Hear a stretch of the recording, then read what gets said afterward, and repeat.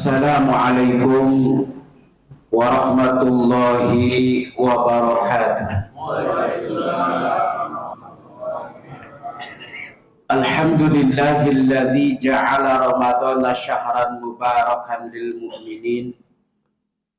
Asyhadu an la ilaha illallah wahdahu la syarikalah wa asyhadu anna Muhammadan abduhu wa rasuluh.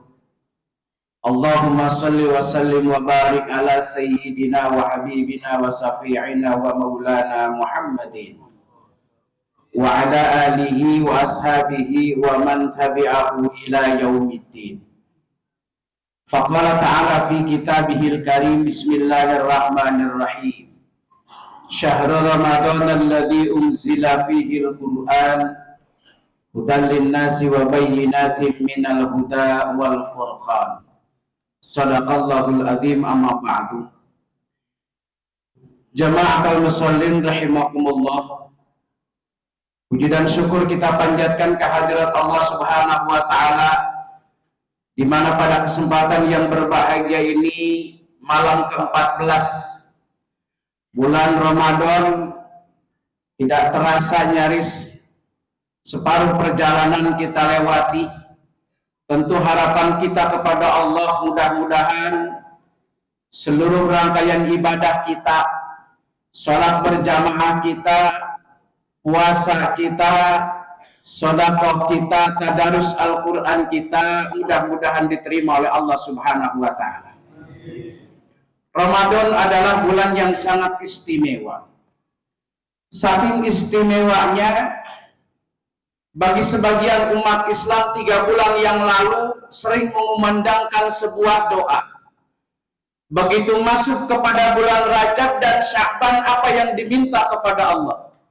Allahumma barik lana fi Rajab wa Sya'bana wa balighna Ramadan.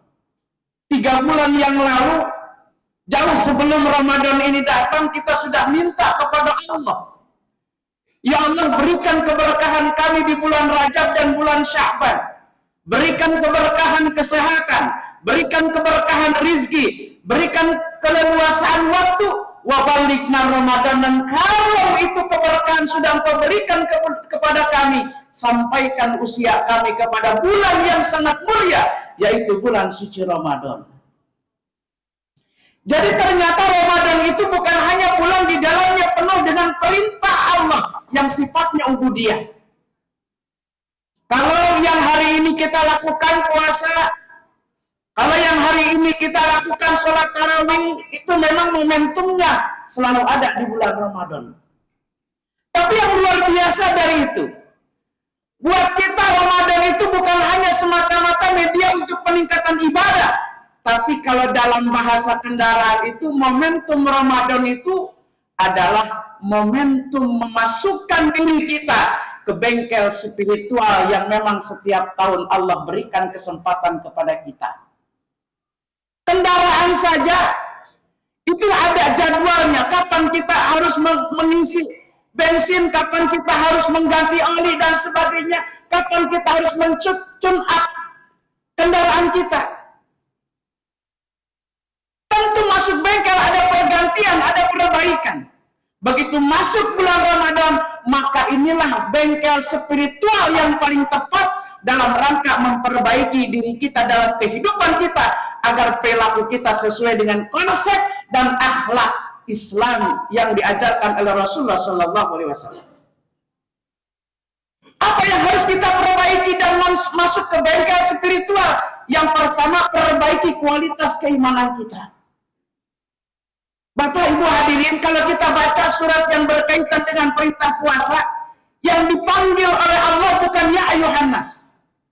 Yang dipanggil oleh Allah ya ayuhan muslimun, bukan. Kenapa? Karena kalau setiap manusia, belum tentu juga dia memiliki kualitas keimanan yang kuat. Kenapa? Karena kaitannya dengan puasa. Puasa itu tidak semua orang mampu untuk melakukannya. Kalau ya ayuhan nas saja misalnya, tentu itu seluruh manusia tanpa ada keadaan aling-aling. Bayangkan, kalau kita hari ini melihat di tengah-tengah masyarakat di siang hari misalnya, Kita pernah menyaksikan ada warung yang terbuka separuh, kakinya kelihatan di bawah. Coba lihat KTP-nya. Pasti KTP-nya kalau dia muslim pasti Islam. Benar nggak kira-kira? Begitu kita lihat KTP itu orang yang ngudut misalnya, orang yang ngopi misalnya, kita lihat KTP-nya pasti Islam. Manusia pasti manusia. Tapi yang dipanggil oleh Allah, ya ayyuhalladzina amanu, wahai orang-orang yang beriman kepada Allah. Artinya apa? Orang yang mampu melaksanakan puasa hanya orang-orang yang mantap keimanannya kepada Allah Subhanahu wa taala. Lapar itu berat, men. Betul nggak? Bagi umat Islam, bagi orang yang cinta terhadap agama, misalnya kalau puasa, karena memang sudah biasa Senin Kemis itu sudah terbiasa. Tapi yang tidak terbiasa melakukan itu, begitu dia puasa hari pertama, Pak, gemeter, nggak ada darahnya, lunglai badannya. Kenapa? Karena tidak terbiasa. Tapi karena dia memiliki keimanan yang kuat kepada Allah, seberat apapun, sehebat apapun, sedahsyat apapun ujian puasa, pasti dilakukan oleh orang-orang yang beriman. Kenapa? Karena orang yang beriman punya keyakinan bahwa Allah Subhanahu wa taala Maha melihat syirrakum wa zahrakum, dimanapun kita berada, baik sendiri ataupun kita dalam banyak orang. Coba kalau orang yang lemah, begitu siang hari masuk ke dapur, buka sesaji misalnya kan, ada yang sisa-sisa malam, kalau imannya kurang kuat, anak nggak ada, istri nggak ada, ya bisa saja dia minum tanpa sepengetahuan istri, makan sesuatu sisa malam tidak sepengetahuan istri. Kenapa? Karena tidak ada iman kepada Allah. Tapi kalau sudah ada iman kepada Allah, Pak, sebelum subuh sahur bersama keluarga, keluar dari rumah, dia melaksanakan tugas, dia akan berpikir di tempat tugas. Istri boleh tidak lihat, anak boleh tidak lihat, tetangga boleh tidak lihat, ustaz boleh tidak lihat, tapi Allah selalu melihat. Itulah orang yang punya keimanan yang mantap, keyakinannya kepada Allah. Maka dengan Ramadan, momentum yang harus kita perbaiki adalah kualitas keimanan kita kepada Allah Subhanahu wa taala, bengkel spiritual yang akan menghasilkan kekuatan keimanan. Yang kedua, dengan Ramadan harus mampu memperbaiki kedekatan kita dengan Al-Qur'an. Kenapa Ustaz momentumnya tepat? Al-Quran diturunkan oleh Allah pada bulan Ramadan. Syahrul Ramadan alladzi unzila fihi al-Qur'an hudal linnasi wa bayyinatin minal huda wal furqan. Bahwa bulan Ramadan ini adalah bulan yang sangat istimewa. Di dalamnya diturunkan oleh Allah Al-Quran sebagai petunjuk bagi manusia. Maka intensitas tadarus umat Islam di bulan Ramadan sangat luar biasa. Program Ramadan tadi diadakan mengadakan tahsin Al-Quran, tahfidz Al-Quran, pembahasan muzakarah, segala macam analisa Al-Quran. Ini momentumnya kita dapat di bulan Ramadan. Kenapa? Karena Ramadan yang pertama diturunkan oleh Al-Quran oleh Allah Subhanahu wa taala, yang kedua dalam rangka memantapkan kedekatan kita dengan Al-Quran, awali dengan tadarus Al-Quran. Kalau sudah tadarus Al-Quran, dibuka artinya, dipahami maknanya, jangan sampai salah kita memahami dan melaksanakan isi-isi daripada Al-Quran. Itu yang kedua. Yang ketiga, hadirin jamaatul musallin rahimakumullah, tingkatkan kedekatan kita kepada Allah Subhanahu wa taala lewat momentum ibadah di bulan Ramadan. Kenapa begitu?